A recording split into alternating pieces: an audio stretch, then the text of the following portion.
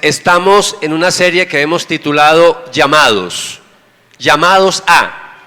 Y básicamente les prometí al comienzo de este año que iba a compartir con ustedes 5 llamados que Dios tiene para nosotros. 5 llamados. Y les he desafiado para que este sea el mejor año de tu vida. Que este sea el año donde tú te comprometas de verdad con el Señor. Que este sea el año donde seamos sensibles a la voz del Espíritu Santo para ese llamado que nos está haciendo en un tiempo particular, en un tiempo que nos ha tocado vivir muy especial. La venida del Señor Jesús está muy cerca, muy cerca. Y a veces todavía andamos despistaditos, a veces andamos muy ocupaditos, no necesariamente haciendo cosas malas, no estoy diciendo eso, pero no estamos enfocados. Y por eso les animo para que este año nos enfoquemos a escuchar lo que Dios nos está pidiendo. Nos está llamando a 5 cosas particulares. En primer lugar, hemos visto que Dios nos ha llamado a que disfrutemos de una linda relación con Él, que nos dejemos amar por Él, pero que le devolvamos ese amor que Dios ha derramado sobre nuestros corazones, adorándole, exaltándole, con nuestra vida, con nuestra consagración, con nuestro compromiso. Entonces, sea que lleves una semana, un mes, 10 años, 20 años en el Evangelio, que este sea el año para nosotros. Yo, como pastor, le he dicho al Señor, yo quiero que este sea el año para mí. El año donde tú hagas lo que tengas que hacer con mi vida. Y llevo más de 30 años pastoreando, pero yo quiero que este sea el mejor año de mi vida. Dígale a la persona que está al lado suyo, dígale que este sea nuestro mejor año, dígale.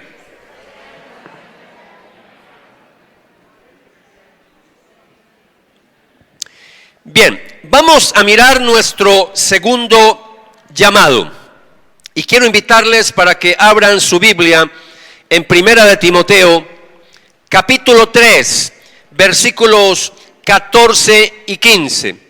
Primera de Timoteo, capítulo 3, versículos 14 y 15. Voy a leerles de la Nueva Biblia Viva, una versión de las nuevas, es una versión que me gusta mucho. Conserva el idioma original, pero lo pone en palabras del día de hoy, muy similar a la Biblia que nosotros usamos, que es Nueva Traducción Viviente. Espero ir pronto a verte, le dice Pablo a Timoteo. Espero ir pronto a verte, él está en la cárcel. Pero te escribo estas cosas para que si me tardo, sepas cómo hay que comportarse en la familia de Dios, que es la iglesia del Dios vivo, columna y sostén de la verdad. Para que sepas cómo comportarse, ¿en dónde? ¿Comportarse en dónde? En la familia de Dios. Y dice Pablo que la familia de Dios ¿es qué? Es la iglesia. Es la iglesia. ¿La iglesia de quién? Del Dios vivo. Porque nuestro Dios no está muerto, está vivo. Columna y sostén de la verdad. Una vez más, Padre Santo, oramos en esta mañana pidiendo que tu Espíritu Santo abra nuestro entendimiento para poder seguir profundizando en esta temática donde estamos estudiando, escudriñando todos los llamados que tú nos haces a través de las Sagradas Escrituras. 5 llamados particulares donde estamos viendo ya nuestro segundo llamado, el llamado que tú nos haces. Así que Espíritu Santo, haznos sensibles a tu voz en esta mañana. Te lo pedimos, Padre, en el nombre de Jesús. Amén. Amén. Bien, el primer llamado ya lo vimos. El segundo llamado, diapositiva 3, soy llamado a pertenecer a su iglesia. De esto hablamos la semana pasada. La semana pasada empezamos a ver este tema y el texto que estamos estudiando también es Efesios 2:19, donde Pablo, escribiéndole a estos creyentes y el Espíritu Santo hablándonos a nosotros en el día de hoy, dice así la palabra del Señor. Así que ahora ustedes los gentiles ya no son unos desconocidos ni extranjeros. Son ciudadanos junto con todo el pueblo santo de Dios. Son miembros de la familia de Dios. Vamos a estar viendo por varias semanas el tema de que somos miembros. Es un tema muy importante para nosotros como iglesia. La semana pasada definimos qué es la iglesia. No voy a repetir eso hoy. Lo puedes escuchar en la página web redilnorte.org, en la pestañita al lado derecho que dice predicaciones. Ahí está subida esa predicación. Si no la encuentra, abajo dice ver más predicaciones, ahí la va a encontrar. Entonces, definimos la semana pasada qué es la iglesia. La semana pasada también vimos la diferencia que había entre la iglesia invisible y la iglesia visible. Un tema bien interesante. Y también estuvimos viendo la semana pasada la diferencia de pertenecer a la iglesia universal y la diferencia de pertenecer a una iglesia local, que es una cosa muy diferente. Entonces, por varias semanas yo quiero compartir con ustedes, escuche, esto es lo que voy a hacer de aquí en adelante, porque acuérdense que esto es una serie, pero si vino por primera vez hoy, el Señor te va a hablar con este tema. Entonces, por varias semanas yo voy a compartir con ustedes las bendiciones de pertenecer a una iglesia local. Las bendiciones de hacer parte de una familia local, geográfica, que se reúne en X lugar como este lugar, carrera 50, número 5270, al frente del Palacio Municipal, Bello, Antioquia. Esta es nuestra iglesia, esta es nuestra familia, esta es la iglesia local para nosotros. Entonces, voy a compartir las bendiciones de pertenecer a esta iglesia. Ahora, si nos visitas de otra iglesia, entonces las bendiciones de que tú pertenezcas a esa iglesia local. Si no te has hecho miembro, hoy te animo a que te hagas miembro, o de esta iglesia, o de otra iglesia. Pero no te me quedes en el aire, no te quedes ahí flotando en la iglesia universal. Debes de hacer parte de una iglesia local. Y sobre todo porque cuando yo ya me congrego en un lugar, ya adquiero unos compromisos, unas responsabilidades, pero también adquiero unos privilegios. Nosotros como comunidad te vamos a cuidar, te vamos a apoyar, y de eso vamos a estar mirando las próximas semanas. Yo voy a compartir con ustedes acerca del Nuevo Testamento. Se utilizan muchas metáforas, ejemplos, comparaciones, ilustraciones para hablar de la iglesia.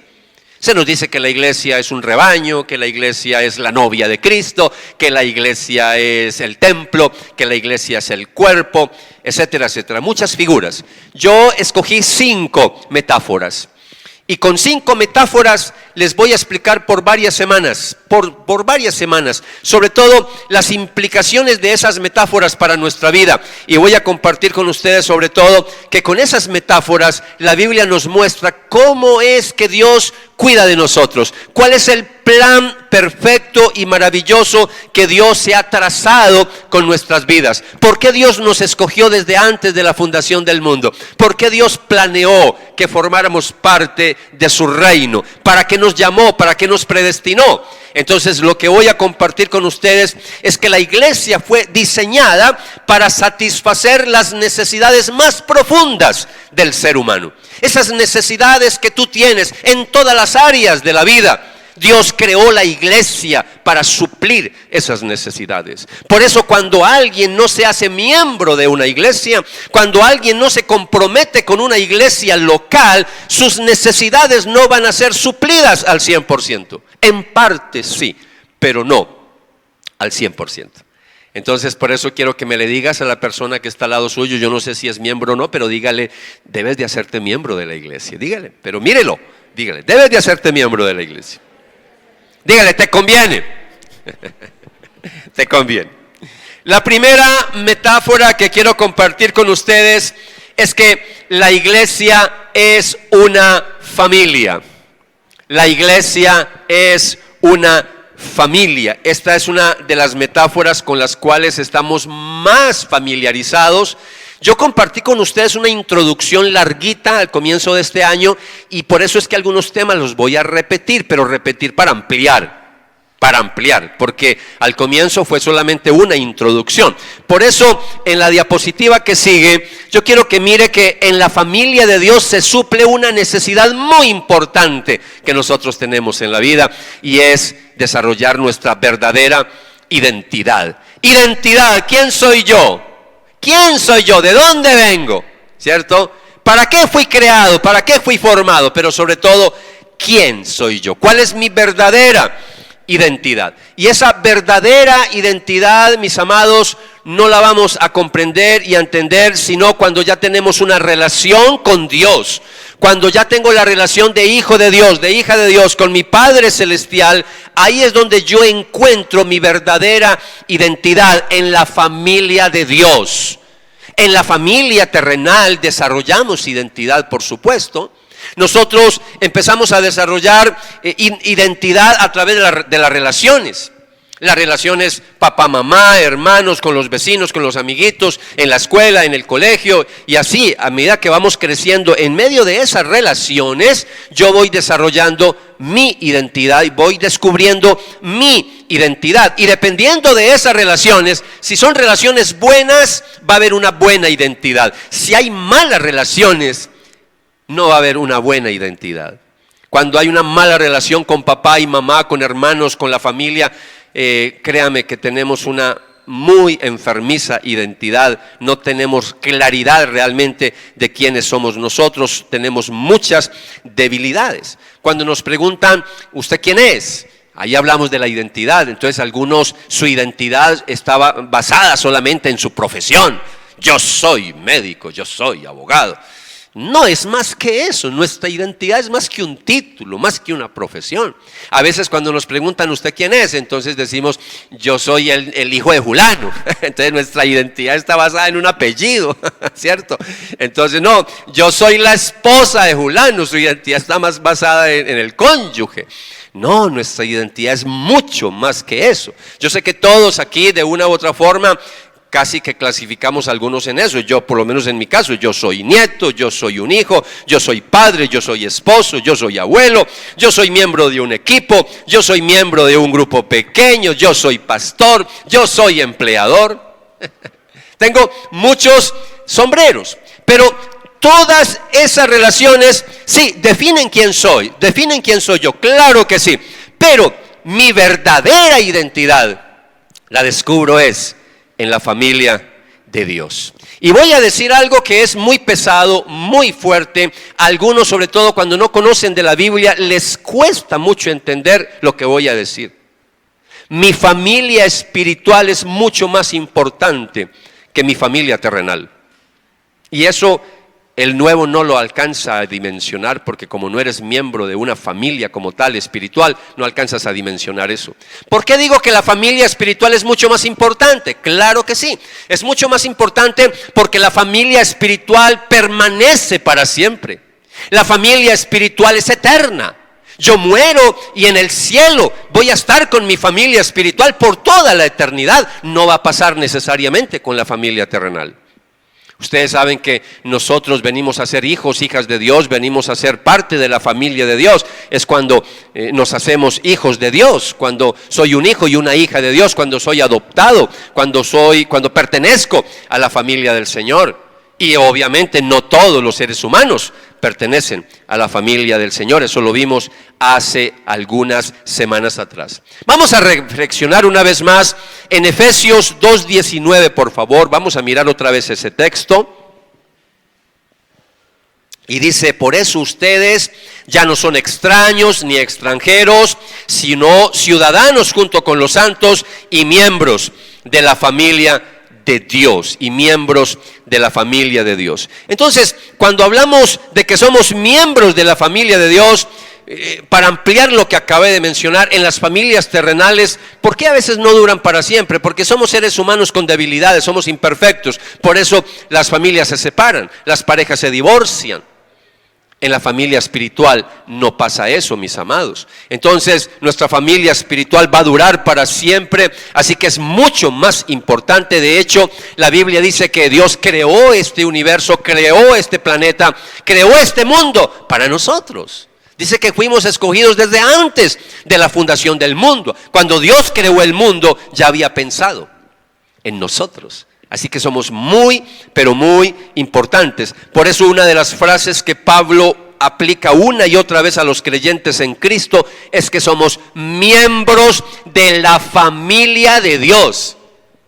Familia de Dios, miembros de la familia de Dios. Y eso significa que todos los creyentes, tanto judíos como gentiles, son parte de un solo grupo que Dios tuvo a bien crear en Cristo para mostrar todas las riquezas de su gracia, porque Él lo que nos quiere es colmar de bendiciones. Él nos quiere llenar de bendiciones a cada uno de nosotros. Por eso tenemos que asegurarnos que hacemos parte de la familia del Señor. Esa gran familia que pertenecemos en la Iglesia Universal, pero también de una iglesia local, todos tenemos los mismos derechos.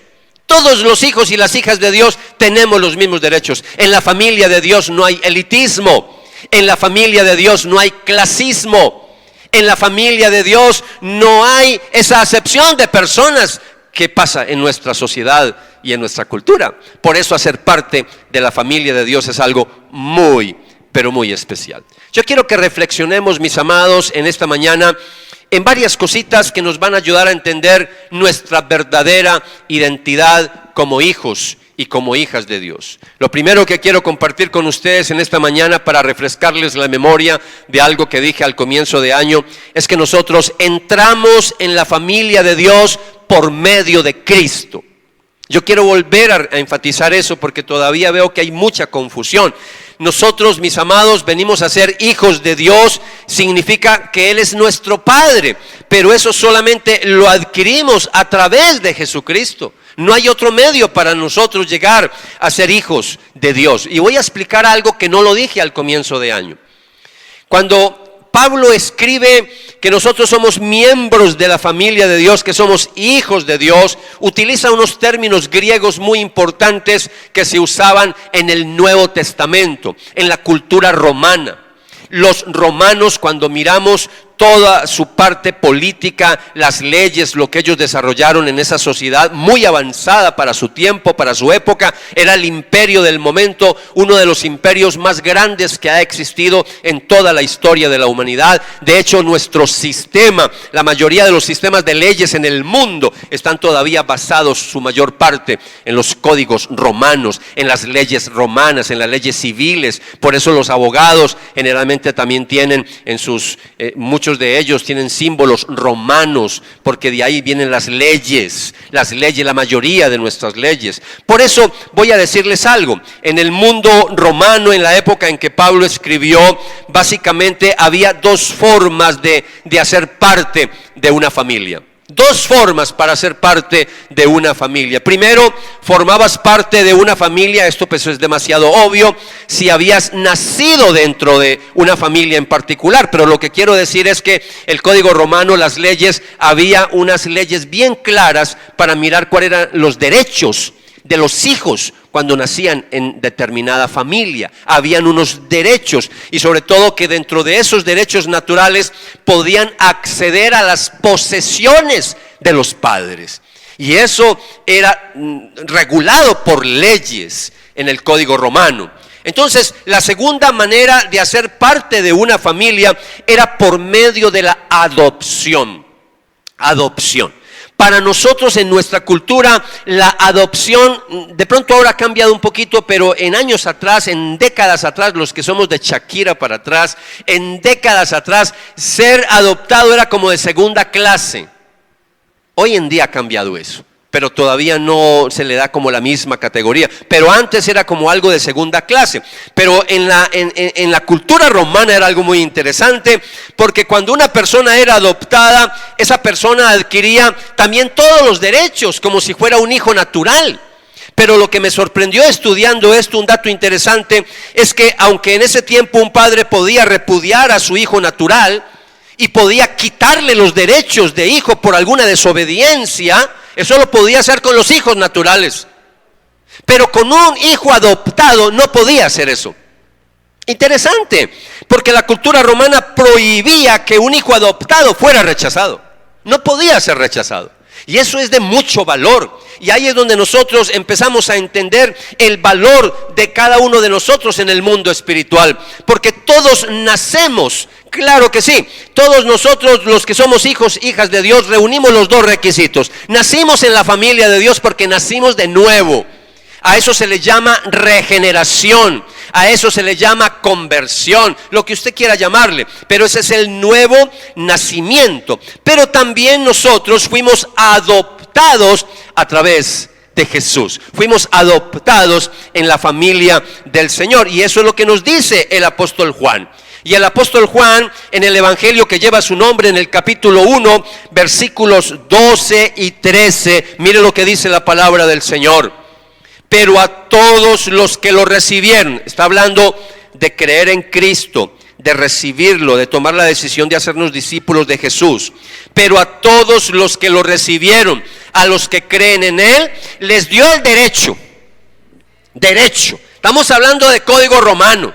Les dio el derecho de que la potestad, dice la Reina Valera del 60, les dio la potestad, el derecho de ser llamados hijos de Dios. De ser llamados hijos de Dios. Versículo 13. Los hijos de Dios no nacen de la sangre, ni por deseos naturales o por voluntad humana, sino que nacen de Dios. Entonces lo que vemos aquí, mis amados, es que los creyentes en Cristo Jesús reciben la potestad o el derecho de ser hijos de Dios. ¿En virtud de qué? De nuestra unión con Jesucristo. Y eso es lo que se describe en la Biblia como nuevo nacimiento. Ahí adquirimos entonces el derecho, los privilegios como hijos y como hijas de Dios. Pero otro privilegio hermoso es haber sido adoptado. Por eso no podemos ser rechazados. Y ahí cobra todavía mucho valor entender la doctrina de la seguridad de la salvación. Porque un hijo adoptado no puede ser rechazado. Entonces ahí es donde hablamos de que la salvación desde el comienzo hasta el final es por la gracia del Señor. Si tú vas a depender la seguridad de salvación por ti, todos vamos a perder la salvación, porque la salvación no depende de nosotros. Nosotros no somos capaces de guardar realmente nuestra salvación. Es solamente por la gracia y la misericordia de Dios que nos cuida, que nos preserva, que no permite que abandonemos su familia, sino que nos cuida con ese amor maravilloso. Y por eso es que dice que nos adoptó desde antes de la fundación del mundo. Amados, lo otro que quiero decirles es que somos unidos a la familia de Dios, no solamente por nacer, sino por haber sido adoptados. Y voy a explicar un poquito más la palabra adoptado. Y no voy a mencionar muchos textos bíblicos porque ustedes los conocen, pero la Biblia dice que nosotros antes de nacer de nuevo, antes de pertenecer a la familia de Dios, éramos hijos de ira, éramos hijos del diablo, también lo llama la palabra de Dios. Cristo una vez se lo dijo a religiosos judíos: ustedes son hijos de vuestro padre el diablo. Y ellos se molestaron y dijeron: ¿cómo así? ¿Somos hijos de Abraham? No, ustedes son hijos del diablo porque los deseos del diablo es lo que ustedes quieren hacer. Ustedes no están obedeciendo a Dios. Entonces la Biblia habla de hijos de Dios, también habla de hijos del diablo, y habla del diablo como padre también, pero la Biblia utiliza otras figuras: tinieblas, la luz, y dice que nosotros fuimos sacados de las tinieblas a la luz de Cristo. Entonces, cuando hablamos de ser adoptados, es que nosotros fuimos incorporados a la familia de Dios. Ahora ya no le pertenecemos al diablo, ahora le pertenecemos a Dios, porque fuimos sacados de esa otra familia, fuimos adoptados, y eso es algo espiritual y es algo muy grande que nosotros no alcanzamos a dimensionar. Lo único que les invito en esta mañana es que tengamos un corazón de mucha adoración y de gratitud en esta mañana por el privilegio de pertenecer a la familia de Dios, porque es un gran privilegio. Lo que pasa es que es un tema que desde niño lo hemos escuchado y usted: sí, yo soy hijo de Dios, sí, yo soy. Pero esto es un privilegio muy grande, el ser hijos de Dios. Por eso dígale a la persona que está al lado suyo, dígale: qué privilegio que seamos hijos de Dios. Dígale: eres una privilegiada, un privilegiado de ser un hijo de Dios, de ser una hija de Dios. Mire lo que dice Gálatas capítulo 4, versículo 4 y 5. Gálatas: pero cuando se cumplió el plazo, Dios envió a su Hijo, nacido de mujer y nacido bajo la ley, a fin de comprar nuestra libertad, ya que éramos esclavos de la ley, y así adoptarnos como hijos suyos. Ahí entendemos entonces el plan perfecto de Jesucristo al venir a esta tierra. Son muchos los propósitos, pudiera hablar de muchas doctrinas, pero específicamente en esta mañana, uno de los propósitos de Cristo al morir en la cruz del Calvario era hacer posible nuestra adopción. Porque ahora a través de Jesús yo ya vengo a formar parte de la familia del Señor. Entonces todos los seres humanos nacemos físicamente, y ahora entonces llega un momento en que por la misericordia de Dios ya no solamente nacemos físicamente, sino que nacemos espiritualmente, y lo hacemos es en la virtud de nuestra creencia y de nuestra fe depositada en Jesucristo. Hay una frase de un teólogo, C.S. Lewis, un teólogo muy famoso, pero que por mucho tiempo fue desconocido, pero volvió otra vez a coger su fama cuando salió a la luz pública las Crónicas de Narnia, las películas que pasaron en cine, los libros que se volvieron película. Ese es de un teólogo cristiano, C.S. Lewis, que fue contemporáneo con el que escribió El Señor de los Anillos. Vivieron en unas épocas similares, pero El Señor de los Anillos se inclinó por el lado oscuro. C.S. Lewis, que era de la luz, que era hijo de Dios, se inclinó para hablar de las cosas de Dios, de Cristo, del Mesías. Entonces dijo una frase C.S. Lewis impresionante. Y mire la frase: el Hijo de Dios se hizo hombre para que los hombres llegaran a ser hijos de Dios. Voy a volver lo que es un juego de palabras. Así escriben los sabios, cortico pero profundo. El Hijo de Dios se hizo hombre para que los hombres llegaran a ser hijos de Dios. Entonces, amados, estas son las dos maneras en que los seres humanos somos unidos a la gran familia espiritual de Dios, que es la iglesia. Es a través del nuevo nacimiento y a través de la adopción. ¿Qué estamos viendo en esta mañana? Doctrina. ¿Qué estamos estudiando? Doctrina. Esto es pura doctrina, pura, sencilla. La estoy colocando en términos muy sencillitos, pero todo creyente tiene que saber esto. Lo triste es que todavía hay muchas iglesias donde no se predican estas cosas y la gente está sumida en una ignorancia que no saben ni siquiera por qué creyeron en Jesús, ni estas doctrinas tan maravillosas del nuevo nacimiento. Lo segundo que quiero que reflexionemos en esta mañana sobre nuestra verdadera identidad como hijos de Dios es que ser parte de la familia de Dios nos da derecho a disfrutar de todas las bendiciones de nuestro Padre Celestial. Ya mencioné eso al comienzo de año, por eso no me voy a quedar mucho acá hoy, pero solamente es recordarle que había un derecho al pertenecer a una familia en la época romana, y era que podía acceder a las posesiones, a las dádivas de los padres. En términos espirituales pasa lo mismo. Por eso nos vamos a encontrar muchos textos bíblicos que no voy a mencionar hoy. Mencionamos algunos al comienzo de año. Tengo esto para más adelante para que lo profundicemos. Y es que la Biblia dice que Cristo, por ser el Hijo de Dios, es el heredero de todo el universo, Cristo. Pero como nosotros fuimos adoptados a través de Cristo, ¿cierto? Ahora nos convertimos también en hijos de Dios por adopción. Entonces la Biblia dice que somos coherederos juntamente con Cristo. Ahí es donde venimos a entender que yo voy a ser acreedor de todas las posesiones, de todos los beneficios espirituales. El problema de los teólogos de la prosperidad es que todas estas enseñanzas las canalizan es en el mundo material, cuando la Biblia está hablando es de la parte espiritual. Pero el teólogo de la prosperidad solamente piensa es en lo material, en el catch money. Por eso hasta algunos se cambiaron el nombre por catch, por dinero, porque todo es plata. El que lo entendió, lo entendió.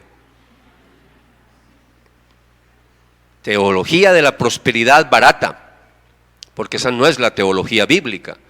Sí, yo creo en la prosperidad bíblica. Es una prosperidad donde me dice que tenemos que aprender a vivir tanto en la abundancia como en la escasez. Tengo que aprender a vivir aún en medio cuando todo es maravilla, color de rosa, pero también cuando hay un tapete lleno de espinas, porque la vida no es fácil. El mismo Jesús dijo: ánimo, sigan adelante, ánimo, en el mundo van a tener aflicción, pero ánimo que yo he vencido. Por eso la Biblia nos anima a perseverar hasta el fin, porque la vida no es fácil, la vida es difícil, la vida trae enfermedades porque estamos en un mundo caído. En este mundo caído hay enfermedad. Esos teólogos de la prosperidad, usted está enfermo, está en pecado. Entonces, Dios mío, entonces todos los apóstoles, y cuando voy a la Biblia, entonces todos estaban muy graves. Empezando por Jesús, ¿cómo así que lo mataron? Claro, ese era el plan perfecto del Señor para traer salvación para nosotros. Los primeros siglos fueron cientos y cientos de miles de cristianos muertos, sacrificados por predicar el Evangelio. La mayoría de los apóstoles, la historia dice, a menos solo uno, pero todos fueron mártires, sacrificados por predicar a Cristo. Solo uno no fue martirizado en el sentido hasta la muerte, pero sí fue torturado, exiliado en la isla de Patmos, Juan el apóstol, pero después salió de ahí en libertad, y la historia dice que murió de ancianito pastoreando la iglesia. De resto, todos fueron sacrificados por predicar el Evangelio, pero hoy en día muchos están pensando que son mejores que los mismos apóstoles. Y entonces hablan de que ser bendecido es no tener problemas, no tener dificultades en la vida. Eso es falso. Ese es un evangelio falso. El evangelio de la prosperidad es un evangelio falso. Por eso mucho cuidado con ciertos programas de televisión. Hace días que yo no mencionaba esto, pero cuando usted vea programas de televisión como enlace, véalo con mucho cuidado, Dios mío. Véalo como cuando usted se come, como lo digo yo, esto lo digo por los nuevos, bocachico del pequeñito. Ese bocachico del pequeñito, ay Dios mío, coma eso con cuidado porque en cualquier momento se le va una espina. Con mucho cuidado mastique, por favor, porque salen unas blasfemias por ese programa. Yo les he compartido a ustedes lo que una vez me pasó viendo ese programa. Estaba ahí una persona ahí fajada pidiendo plata en una robotónica, ¿cierto? ¿Han visto la robotónica? Maratónica, perdón. De las maratónicas donde sí, que la plata, que que pacte con Dios. Y estaba ahí, y yo estaba viendo eso y asustado. Llegó un momento en que yo me mandé la mano a la billetera, pero para cuidarla, porque yo sentí que la mano de ese hombre se iba a salir por el televisor. Impresionante. Amados, Dios me promete bendiciones enormes, pero esas bendiciones, sí, aquí en la tierra disfrutamos de algo de esas bendiciones, bendito sea Dios. Pero las bendiciones principales están en la eternidad. ¿Se acuerda cuando Jesús les dijo a los discípulos, ustedes todo lo que dejaron, porque algunos estaban preocupaditos que habían dejado muchas cosas por seguir al Señor, y el Señor ¿qué le dijo a los discípulos? Mire, el que haya dejado por mí esto o aquello, lo otro, incluía personas y posesiones, recibirá 100 veces más en el reino de los cielos. Pero es en el reino de los cielos. Nosotros estamos tras las añadiduras en esta tierra. No a todos el Señor nos va a dar suficiente dinero en abundancia. No, a todos no, porque no todos somos buenos mayordomos ni buenos administradores. Y Dios no le va a dar la plata a alguien para que la derroche y la malgaste. Hablo de los hijos de Dios, por eso no todos los hijos de Dios son millonarios. Porque por favor, si alguien no es fiel ganándose 1 milloncito de pesos, va a ser fiel ganando de 100 millones de por mensual. El que lo entendió, lo entendió. Amados, yo tengo unas aplicaciones para ustedes en esta mañana en lo que tiene que ver con el privilegio, la bendición de pertenecer a la familia del Señor. Pero yo quiero que se quede con este punto. ¿Por qué toqué lo de la teología de la prosperidad? Yo quiero que se quede con este tema, y es que las bendiciones que Dios ha prometido derramar en abundancia, sí, incluye también lo material, sí, yo sé que sí, también lo incluye. Pero lo que Él está prometiendo son las bendiciones espirituales en los lugares celestiales, porque yo ya pertenezco a una familia espiritual. Soy hijo, hija de Dios. Él es mi Padre celestial. Entonces ahí es donde yo quiero que usted se me quede. No se me quede enfocado solo en estas trivialidades de la tierra. Bendito Dios que aquí Dios también nos bendice y nos prospera y nos da suficiente, y algunos más que suficiente. Pero no, mi enfoque es en las bendiciones espirituales. La próxima semana y las que siguen estaremos profundizando en este tema. Yo quiero en esta mañana, como aplicación, preguntarles algo, porque quiero tocar un tema. Ustedes saben, mis amados, cuál es la marca, cuál es el símbolo de pertenecer a la familia de Dios. El que vino ayer no puede responder. No, los de ayer no. Los que están apenas hoy por primera vez. ¿Cuál es la marca? ¿Cuál es el símbolo de pertenecer? Que usted diga, ah, sí, él es un miembro de la familia de Dios.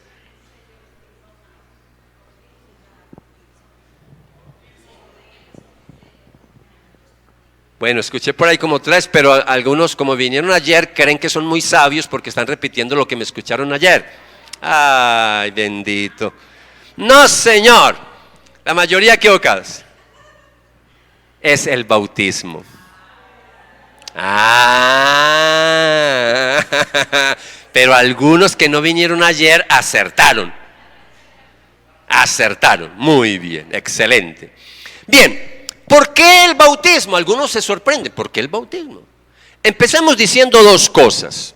Esto yo lo profundizo en la clase de membresía que dicto, que a propósito estoy terminando ya la clase de membresía. Dentro de poco abrimos nuevas inscripciones para la próxima clase de membresía que dicto yo. En la clase de membresía enseñamos sobre el bautismo que, en primer lugar, el bautismo no salva. No es para salvación. Usted no se bautiza para salvarse, porque si nos bautizamos para salvarnos, entonces todos los días tenemos que bautizarnos. No es para salvación. El bautismo es un símbolo de la salvación. Es decir, el bautizo simboliza que yo ya soy salvo. Segundo, el bautismo no es para perdón de pecados. Que quede claro, no es para perdón de pecados.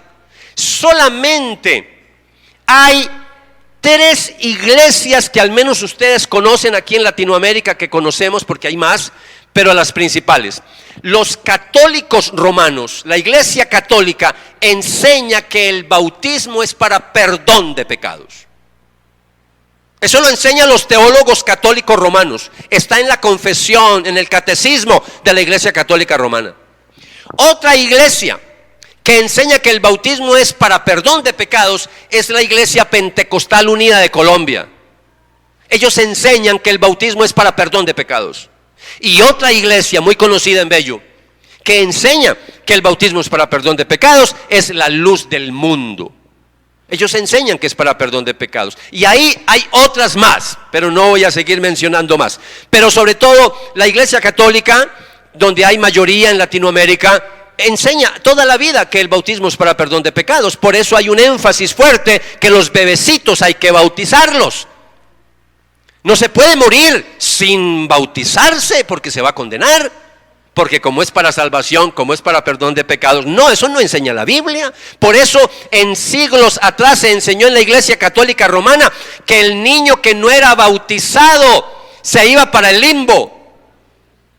Y por eso se autorizaba a los médicos y a los enfermeros, enfermeras, que le bautizaran si se iba a morir, sin bautizarse, para asegurar que su lugar estuviera en el limbo. El problema es que nunca nadie supo dónde quedaba el limbo. ¿Sabrá el limbo dónde queda el limbo?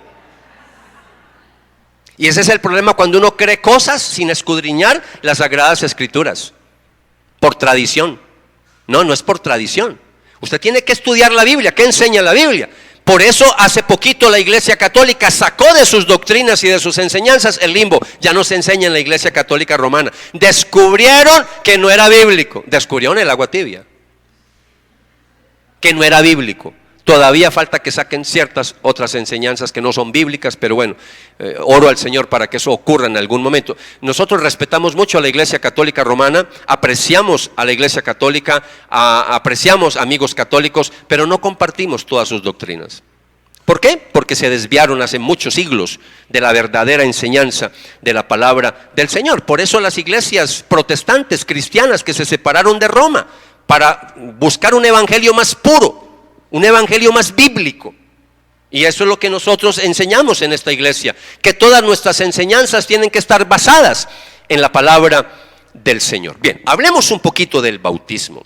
Como el bautismo, mis amados, sabiendo que no es para perdón de pecados, sabiendo que no salva, el bautismo es un acto público, donde yo confieso abiertamente que me he convertido en un discípulo del Señor, que me he convertido en una discípula de Jesús. Por eso los bautismos no pueden ser secretos, Venga, Renzo, yo quiero que me bautice, pero allá en la casa, en un cuartico, que nadie se dé cuenta. Que yo no quiero que nadie, ni mi familia, ni mis amigos, nadie se dé cuenta. Eso no existe en la Biblia.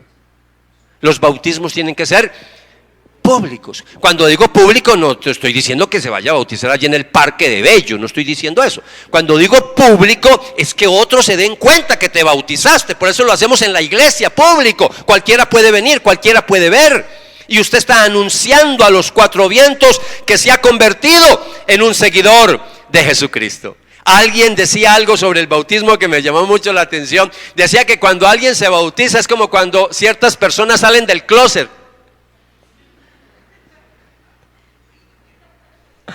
Y alguien dirá, no, qué comparación. No, sí.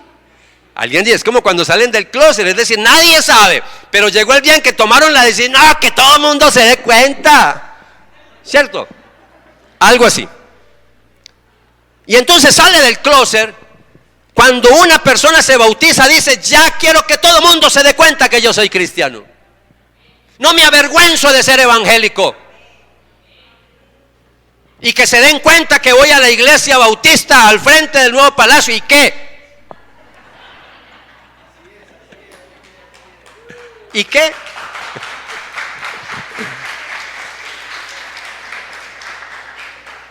A veces nos avergonzamos de decirle a los amigos que somos evangélicos. ¿Y usted quién es? No, no hablemos de religión. Nos avergonzamos.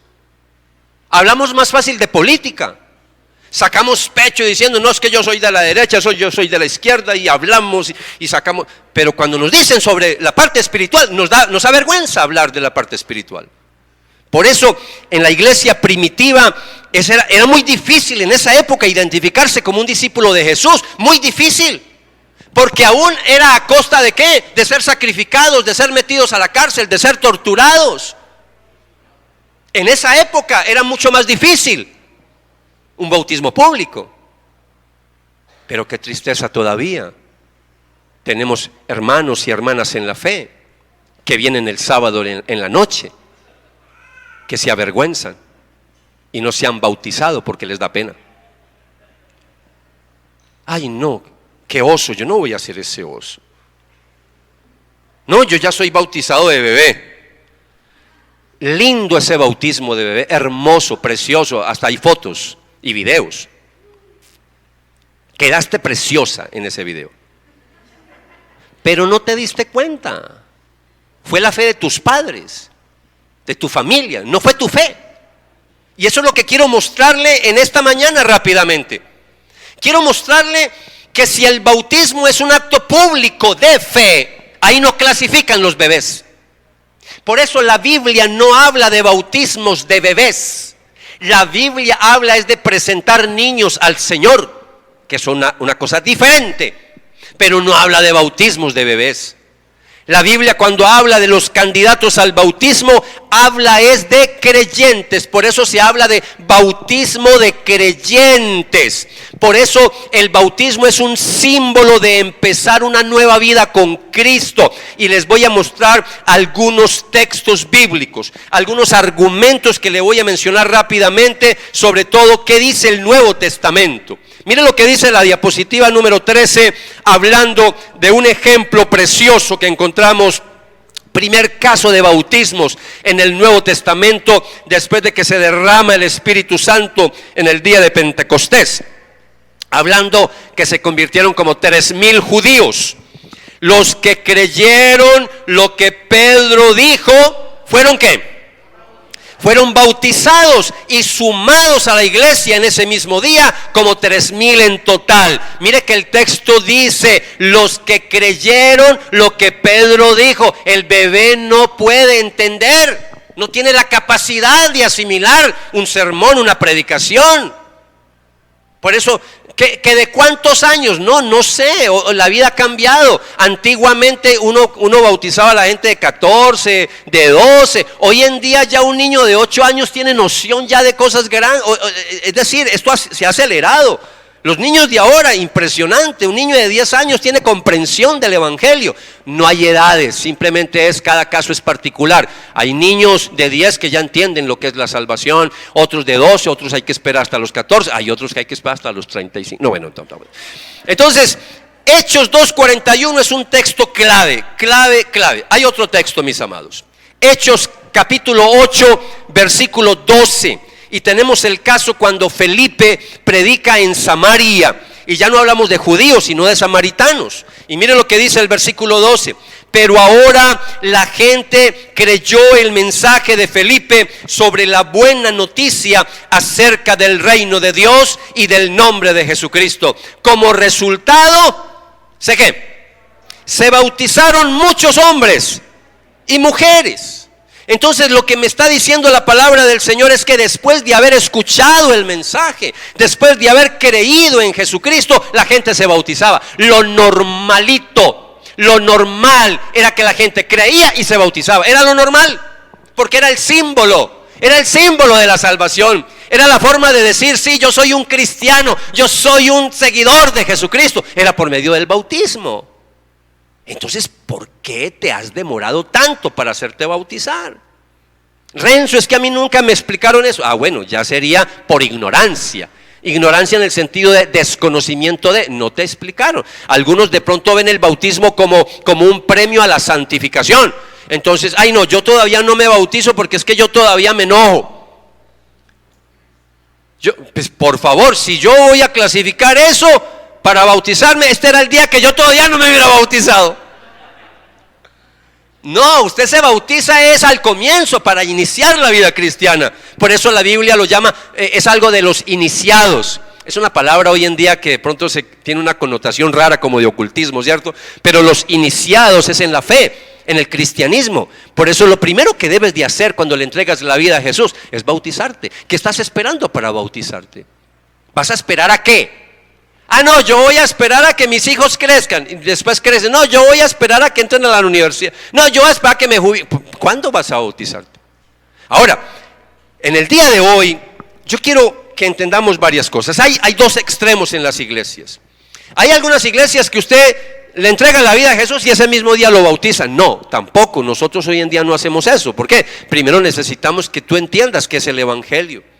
Por eso en esta iglesia tú nos visitas por primera vez y le hacemos un seguimiento, le compartimos el evangelio, nos aseguramos que en las 4 verdades entiendas el evangelio, que entiendas que eres un hijo de Dios y una hija de Dios, y ahí sí arrancamos el proceso para tu bautismo si así lo quieres. No te demoramos, aquí no demoramos el bautismo. Si usted se demora, no es por nosotros, es porque usted lo ha demorado. Entonces, hablando de textos bíblicos, tengo otro más. Hechos capítulo 10, versículos 44 al 46, tenemos el caso cuando Pedro predica en medio de gentiles, ya no judíos, ya no samaritanos, hablamos de un ejemplo de los gentiles. Y ahí Pedro está predicando en la casa de Cornelio. No tengo tiempo para explicar todo el trasfondo, leas el capítulo en su casa. Pero dice que mientras Pedro aún estaba diciendo estas cosas, el Espíritu Santo descendió sobre todos los que escuchaban el mensaje. Los creyentes judíos que habían llegado con Pedro quedaron asombrados al ver que el don del Espíritu Santo también era derramado sobre los gentiles, pues los oyeron hablar en otras lenguas y alabar a Dios. La respuesta, mis amados, que da Pedro fue que el bautismo es apropiado para los que habían recibido la obra regeneradora del Espíritu. Cuando alguien le entregaba la vida a Jesús, inmediatamente le predicaban que se bautizara. El bautismo hacía parte de su predicación, porque es que el bautismo, si usted no lo recuerda bien, el bautismo hace parte de la gran comisión. Cuando hablamos de la gran comisión solamente pensamos en ir y hacer discípulos a todas las naciones, pero es que la gran comisión es mucho más amplia. Vayan, hagan discípulos a todas las naciones, bautizándolos en el nombre del Padre y del Hijo y del Espíritu Santo. Entonces el punto de estos 3 pasajes es que el bautismo se administra apropiadamente solo a los que han recibido el Evangelio y confiado en Jesucristo para salvación. Por eso la invitación para ustedes, mis amados, ahora sí de verdad, no para los del sábado.